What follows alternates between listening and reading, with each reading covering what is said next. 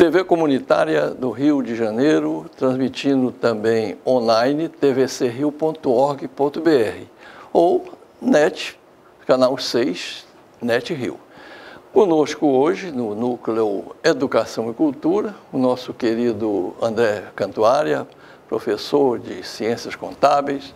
Nossas boas-vindas, André. Obrigado. Nas nossas câmaras nós temos aí na produção o nosso querido Max Figueiredo, acompanhado também do João Aquino. André Cantuária, nós queremos agradecer você ter accedido aqui ao nosso convite, comparecido, para a gente tirar algumas dúvidas. André Cantuária é também funcionário já por 16 anos da Eletrobras, professor também por mais de 10 anos da área de Ciências Contábeis da Universidade do Estácio, né, aqui do Rio de Janeiro. André Cantuária, suas boas-vindas à nossa telespectadora e telespectador aqui do canal 6 da NET. Bom, Soriano, eu agradeço aí pelo convite. Para mim é um prazer muito grande estar hoje aqui com vocês, para podermos discutir vários assuntos relacionados à educação, ao setor, aos vários setores da economia, falar sobre a privatização e obrigado aí mais uma vez. A casa é sua, André Cantuária. Vamos começar pela aquilo que você dedica mais tempo da sua vida, né? Você passa talvez mais tempo dentro da sua empresa do que da sua família, né?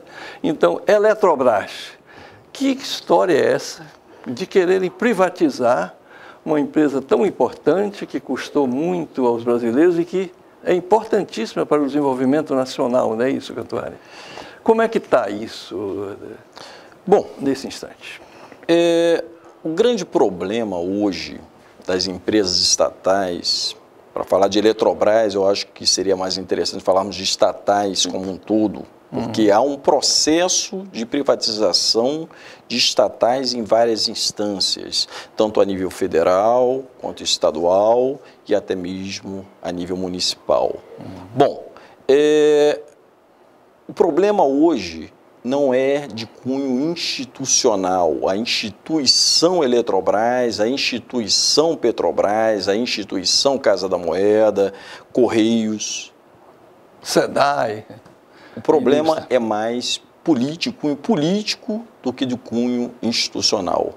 Então, hoje, a gestão dessas empresas, ela é atrelada diretamente à política que está instalada. E a política atual, ela determina que haja essa movimentação em relação à privatização, sob o pretexto de financiar dívidas do Estado. Não é? Isso aí pode se verificar até em relação ao caso da SEDAI aqui no Rio de Janeiro.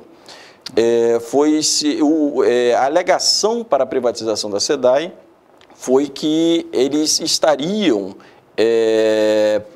para poder pagar parte dessa crise fiscal que hoje existe dentro do Estado, seria feito a venda da SEDAI, que iria quitar um empréstimo que foi concedido a nível federal para o Estado do Rio de Janeiro.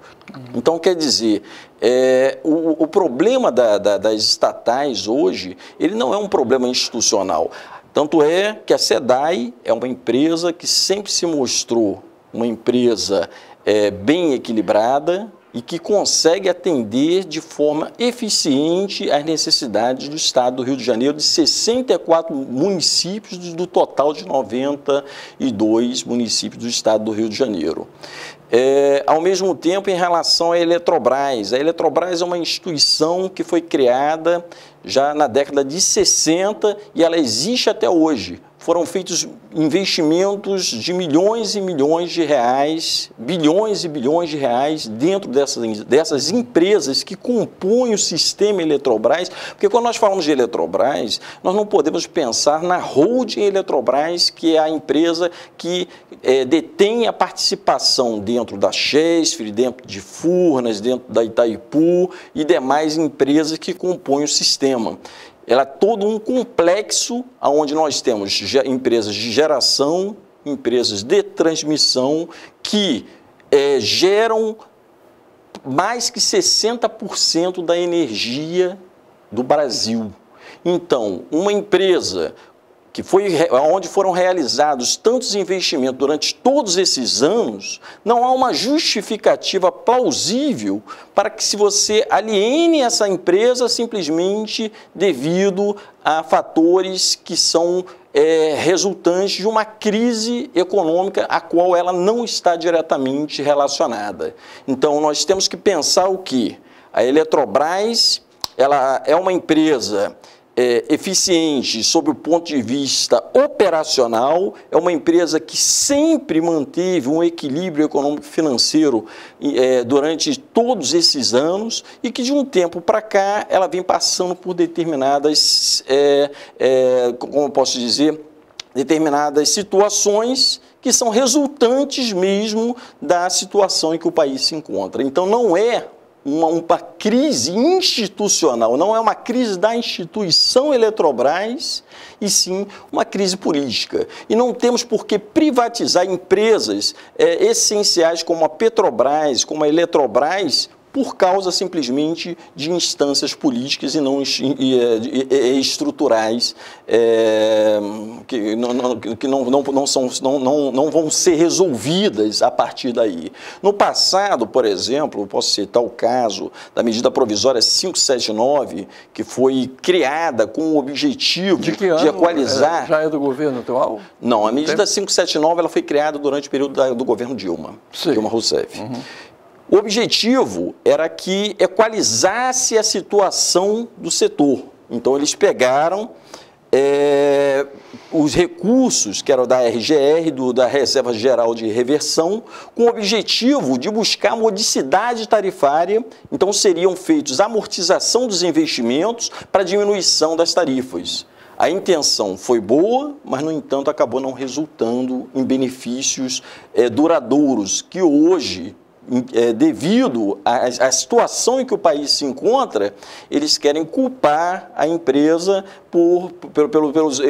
pelos resultados que ela tem encontrado. Mas, no entanto, se esquece que os investimentos eles têm que ser realizados, independentemente da empresa dar lucro ou não.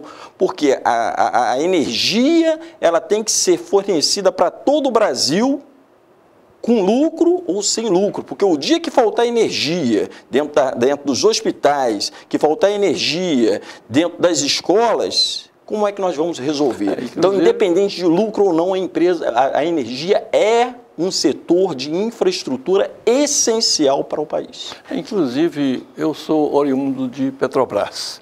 Alguma coisa a gente tem em comum, porque nós nos tornamos também empresa de energia.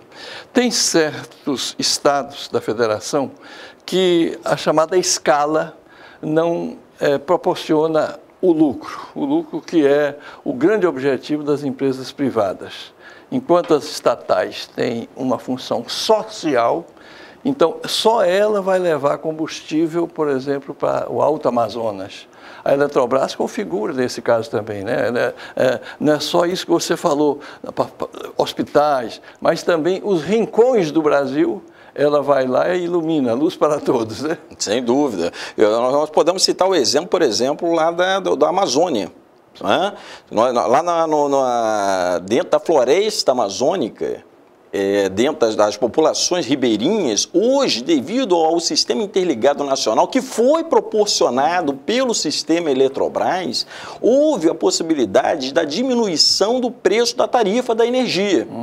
Porque, num primeiro momento, a energia que era gerada para essa população ribeirinha tinha que ser resultante da usina térmica a óleo diesel. E a óleo diesel, o custo da energia gerada pelo óleo diesel é um custo de energia muito elevado. Então, chegava mais ou menos, em determinadas épocas, a R$500 o megawatt. Então, quer dizer, com isso,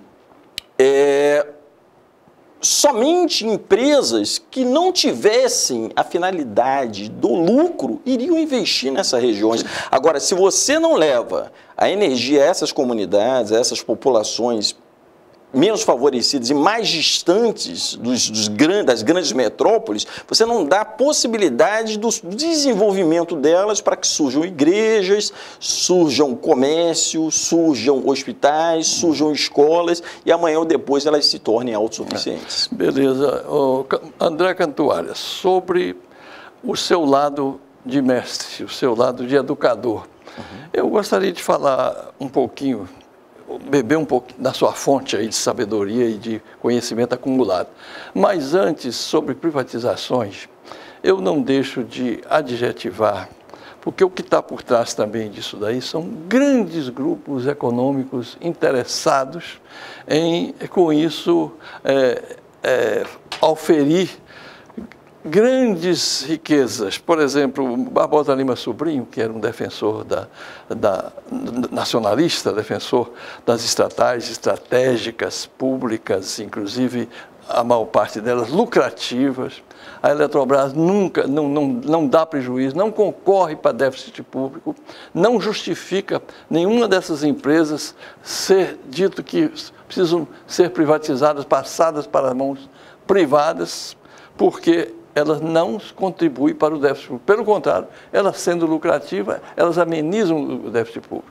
Agora, é importante para planejar o país, né? Como é que você vai fazer um planejamento econômico sem que você tenha gestão da energia, né? Como no caso do petróleo, combustíveis, né? Bom, dito isso, André, deixa eu voltar agora à sua formação também, que você está ligado, que é magistério, né? Sobre como é que está a educação no Brasil. Você, por exemplo, que eu sei que é inclusive pré-candidato pela rede, né? Partido, candidato a deputado estadual aqui pelo Rio de Janeiro, uma pergunta que eu lhe faço é o seguinte: você hoje sentado aí na Assembleia Legislativa, de que maneira você acha que pode ajudar a melhorar a educação do país? No que diz respeito, por exemplo, à gratuidade, no que diz respeito, por exemplo, a melhor currículo. A gente já conversava um pouquinho e você falava que tem um projeto sobre isso daí de aprimoramento. Fala um pouquinho para a gente. Perfeito. Antes de eu entrar diretamente nos aspectos relacionados à educação, eu tenho realmente alguns projetos, eu acho que é bem interessante que a gente discuta isso. Quando mencionou em relação à venda das estatais para o mercado internacional... O grande capital. O entreguismo. O capital vadio. Isso aí é o que falta. Eu acho que isso ocorre muito em detrimento hoje da falta da moral cívica dentro das escolas, da falta do nacionalismo dentro das escolas, do investimento na educação de forma que formem cidadãos que sejam conscientes da sua responsabilidade e de que isso pertence ao povo brasileiro e que não pode parar na mão do estrangeiro. Bom, em relação a educação no Rio de Janeiro. Eu sou morador de Anchieta, aqui no Rio de Janeiro. Eu moro num bairro pobre, na parte mais pobre de Anchieta. Eu, na realidade, não pretendo nem me mudar de lá. Meu objetivo é realmente permanecer em Anchieta. Porque eu acho que dos grandes problemas hoje que nós vemos na sociedade é que, a partir do momento que as pessoas elas conseguem obter êxito em suas carreiras, elas acabam migrando para os locais mais desenvolvidos e acabam deixando o problema de lado e fugindo do problema, ao invés de chegar e vivenciar o problema local e tentar se desenvolver e melhorar junto com a comunidade. Bom, Anchieta hoje, por exemplo, é um bairro onde só temos uma Caixa Econômica e um Bradesco. Não temos agências bancárias. Não temos um hospital de referência dentro do município. Não temos uma universidade em Anchieta. Então, quando nós vemos as distorções, nós vemos, por exemplo, na Zona Sul, a renda per capita, segundo dados do IBGE de 2010, na faixa de 4.600, em média, na Zona Sul. Isso em reais, né? Em reais. E enquanto isso, nós vemos a renda per capita de Anchieta na faixa de 300, 400 reais. Isso não somente, eu falei Anchieta como um exemplo, porque eu quis mostrar, na realidade, Anchieta, Nilópolis, eu sou morador, na realidade, de Nilópolis, mas eu fico ali nas redondezas, então eu estou sempre habitando ali pelas redondezas. Anchieta, Ricardo, Nilópolis, Realengo, são comunidades onde não tem shoppings, a população não tem diversão, eles não têm para onde levar seus filhos no final de semana, não tem muitas opções. Então, hoje, que eu proponho, que eu acho que seria essencial, esses garotos, eles vão sair de uma escola pública, eles não têm acesso a pré-vestibular. Por que não criar pré-vestibular dentro da escola pública que garanta o acesso a ele a ter possibilidade de concorrer amanhã em pé de igualdade, ao invés de você simplesmente menosprezar essas pessoas e dizer, não, olha só, eles não têm condição de concorrer.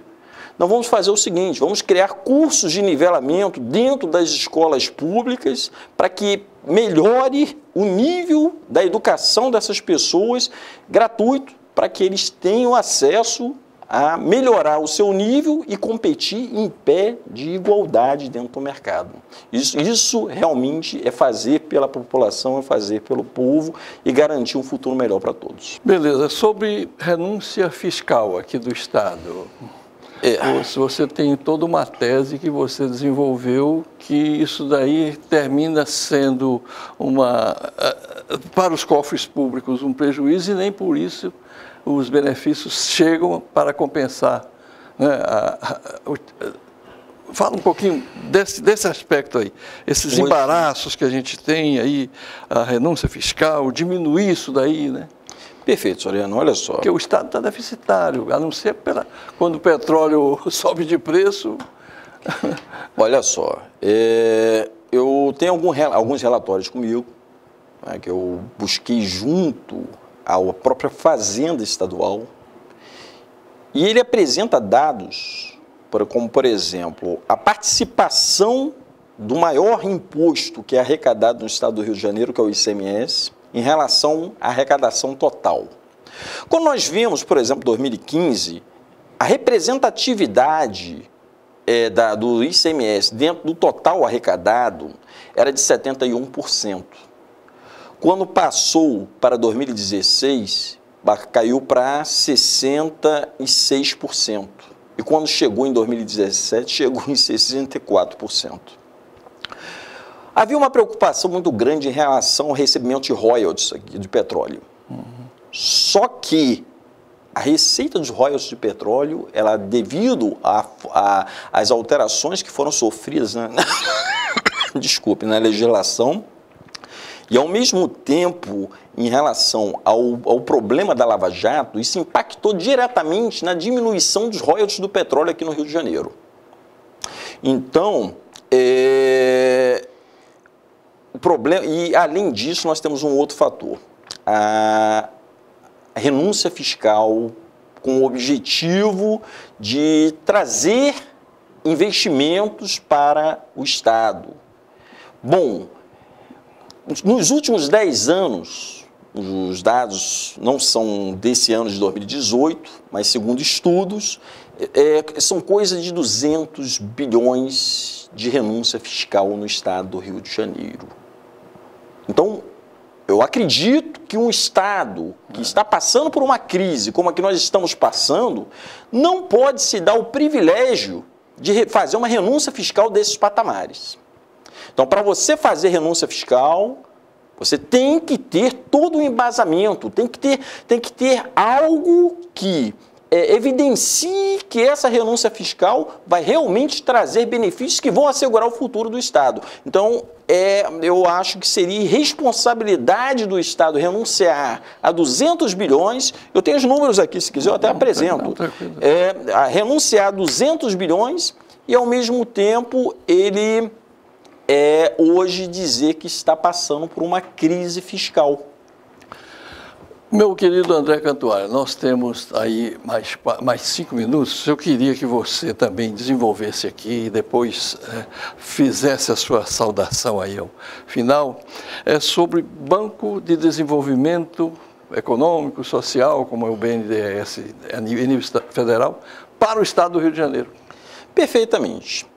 Bom, nós sabemos que muitos estados, muitas regiões do Brasil possuem seus próprios bancos de desenvolvimento. Nós temos o BASA, o Banco de Desenvolvimento da Amazônia, nós temos o Banco de Desenvolvimento do Nordeste. Por que não termos o Banco de Desenvolvimento do Estado do Rio de Janeiro?